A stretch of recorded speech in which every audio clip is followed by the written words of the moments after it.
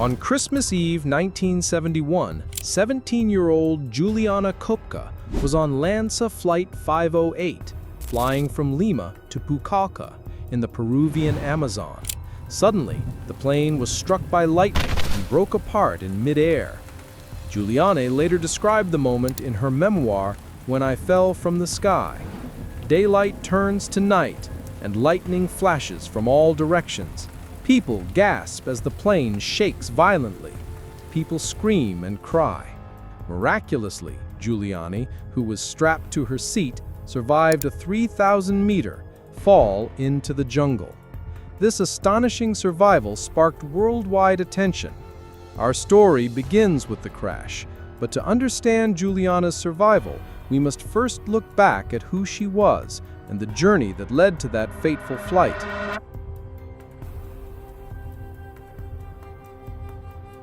Juliane Koepcke was born in Lima in 1954 to German zoologist parents Maria and Hans Wilhelm Koepcke. When Juliane was a teenager, her parents set up a field research station called Panguana, deep in the Amazon rainforest. There, she grew up as a true jungle child, learning about tropical ecology from an early age. She once told the BBC that she learned a lot about life in the rainforest, that it wasn't too dangerous. At Panguana, she picked up vital survival skills and became comfortable in the wilderness. By late 1971, Juliane had just finished high school in Lima and was preparing to travel to Panguana to celebrate Christmas with her father. Her mother and she planned to rejoin him at the station. Flights were scarce around the holidays, and the only available flight was LANSA Flight 508 on Christmas Eve. Her father, knowing the Electra airliner had a poor safety record, had urged them not to fly with LANSA.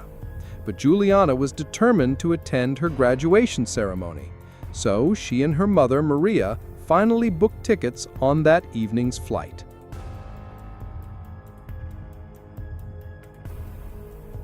Flight 508 was a Lockheed Lo-188 Electra turboprop airliner, a plane with nearly 100 seats.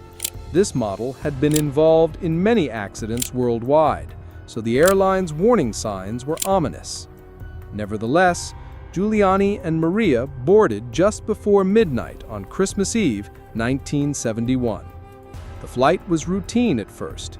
Juliane took a window seat. Her mother sat beside her, and they ate sandwiches while looking down at the vast green Amazon below.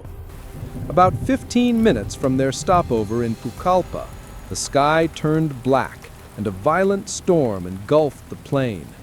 As Juliane recalled later, bags, wrapped gifts, and clothing fall from overhead lockers. Sandwich trays soar through the air. People scream and cry. In a terrifying instant, a bolt of lightning struck the wing, and the aircraft began to disintegrate. Juliane remembered hearing her mother calmly murmur, "Now it's all over," just before everything went quiet. The next thing Juliane knew, she was no longer inside the cabin. In her own words, "I was outside, in the open air. I hadn't left the plane. The plane had left me." She had fallen head first, strapped into her row of seats. After descending thousands of feet, she finally crashed through the rainforest canopy and hit the jungle floor. Out of all the passengers, Juliane was the sole survivor of Flight 508. 90 other people on board, including her mother, were killed in the crash or its immediate aftermath. Investigations later determined that the airline had made the fateful decision to fly into dangerous weather with that plane. Juliane's survival, by contrast, remains nothing short of extraordinary. Juliane awoke under the jungle canopy on Christmas Day 1971, badly injured but alive. When she came to consciousness, she was in pain and disoriented. She assumed she had a concussion and quickly assessed her body. Her right collarbone was broken. She had deep cuts on her right arm and shoulder, a torn knee ligament, and her glasses had shattered. Despite these injuries, she marveled at the fact that she could still move. Dazed and weak, she found herself alone among ferns and fallen leaves. Without her glasses and with a head full of pain, Juliane's first instinct was to find her mother, but she realized Maria was not with her. The infant of the jungle around her was overwhelming, yet oddly familiar. In the silence after the crash, she could hear the calls of frogs and birds. Recognizing sounds from her childhood, she realized, I was in the same jungle where I had grown up. In that moment, Juliane remembered the lessons her parents had taught her about survival. As she wrote later, there was almost nothing my parents hadn't taught me about the jungle. I only had to find this knowledge in my concussion-fogged head. Her mother had been an ornithologist, and her father a zoologist. They had taught her to identify animal calls, find water, and avoid dangers. Now that knowledge would become critical. Crawling a few meters from the wreckage, Juliane found what looked like food, a packet of sweets that must have fallen from an overhead compartment. She ate a few candies to give herself strength and then found a nearby stream. Remembering her father's advice, she waded waist-deep and followed the water downstream, hoping it would eventually lead to people. She also recalled that piranha only bite in shallow water, so she carefully floated in the deeper middle of the river to avoid being attacked. It was the jungle's wet season, and it rained almost continuously. The ground and air were soaked, and no sunlight reached the forest floor. Juliane knew she could not build a fire in such damp conditions, nor could she trust eating unknown plants. Much of what grows in the jungle is poisonous, so I keep my hands off what I don't recognize, she later wrote. Juliane spent the next several days moving downstream. She drank from the water to stay hydrated and scavenged what little food she could find. On the fourth day, she heard the cries of king vultures overhead. In the rainforest, vultures soar only where there is something dead. Moving toward the sounds, Juliane came upon a ghastly sight. 3 human bodies, still buckled into their row of seats, half buried in the mud. She feared one might be her mother. Creeping close, she examined one woman's hands and feet. She observed quietly. They were polished, and I took a deep breath. My mother never used polish on her nails. With that grim confirmation, she knew her mother was gone. At day's end on the 10th day, Juliane was exhausted, starving, and nearly broken. She huddled under a palm frond, wet and shivering. In her memoir, she recalled the darkness and cold. Ice-cold drops pelt me, soaking my thin summer dress. The wind makes me shiver to the core. I feel utterly abandoned.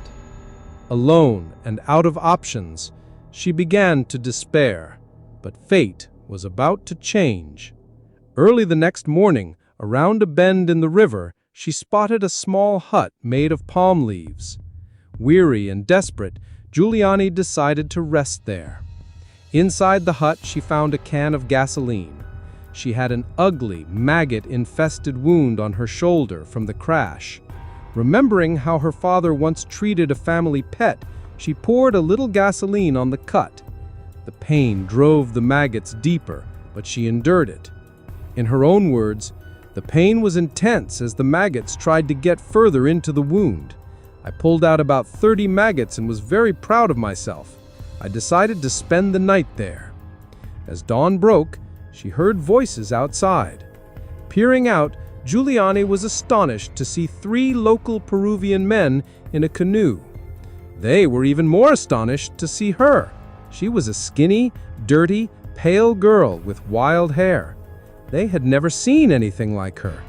They thought she might be a river spirit. Juliane later recalled their reaction. They thought I was a kind of water goddess, a figure from local legend who is a hybrid of a water dolphin and a blonde, white-skinned woman. Despite their fear, the men took pity on her. They lifted her into their canoe and began paddling upriver. Miraculously, she had survived 11 days alone in the jungle. When the villagers finally realized the blonde girl in their boat was human, Juliane spoke to them in Spanish. "I'm a girl who was in the Lanza crash. My name is Juliane."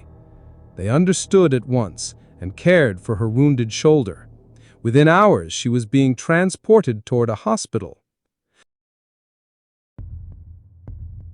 Juliane's survival as the only person to make it out alive prompted many questions. 90 other people on Flight 508 had died. 14 passengers had initially survived the fall but succumbed in the jungle before rescuers arrived. Experts have long speculated why Juliane lived. In her case, being strapped to her seat likely helped a lot. Scientists note that Juliane was seated by a window with her seatbelt fastened. The row of 3 seats may have acted like a sort of giant maple seed rotor, spinning through the air and slowing her descent. The crash happened during a storm, and some believe a powerful updraft of rising air may have reduced her fall speed. Others point out the very thick rainforest canopy likely cushioned her landing. Juliane herself offered these theories, suggesting that an upward draft, a benevolent canopy of leaves and pure luck, can conspire to deliver a girl safely back to Earth like a maple seed. No single explanation is certain, but the combination of these factors may have made the impossible possible. Her story is not entirely unique. In fact, 1 year later, a Serbian flight attendant named Vesna Vulovic survived a fall of 9,000 meters when her plane exploded over Czechoslovakia. She suffered a broken back, skull fracture, and other injuries, but lived. Scientists still debate these rare cases, since normally such falls are fatal. Juliane's case, however, remains one of the most extraordinary because she not only survived the fall, but then trekked alone through the jungle for days with serious injuries. After the rescue, Juliane was flown by helicopter to a hospital. Over the next months, she recovered physically from her injuries. In interviews and in Werner Herzog's 1998 documentary, Wings of Hope, she has described her ordeal calmly, but with deep reflection. She assisted search teams in finding the crash site and the bodies of victims. Her mother's body was found weeks later. Juliane eventually returned to Germany to study biology, much as her parents had done. She earned a doctorate and then returned to Peru. In time, she became a respected mammalologist and bat expert, eventually taking over a Pangawana station in 2000 after her father's death. In interviews, she often reflects on her survival as a turning point. She has said she still suffers from nightmares and is haunted by the question, "Why was I the only survivor?" But she also speaks about her gratitude for life and her deep connection to the rainforest. In her words, "The jungle is as much a part of me as my love for my husband and the scars that remain from the plane crash." Juliane Koepcke's story is told in her memoir, When I Fell from the Sky, and in films, but the facts remain the same. On one December night, she fell from an airplane into the Amazon and lived. Her survival combined careful preparation, skills learned from her parents, and extraordinary fortune.